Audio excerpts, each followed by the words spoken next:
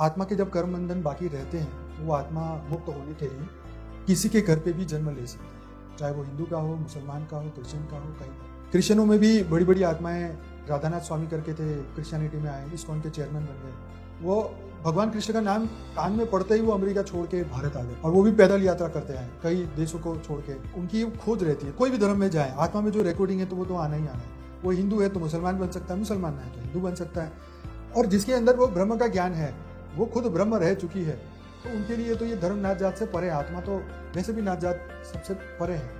ये तो सिर्फ कर्म बंधन चुकाने के लिए अपने माँ बाप का उस वक्त उनके घर जन्म ले लेती, बाकी आत्मा इंडिपेंडेंट, कोई धर्म नहीं, कोई जाति नहीं, वो तो स्वयं ब्रह्म है, स्वयं शिव है।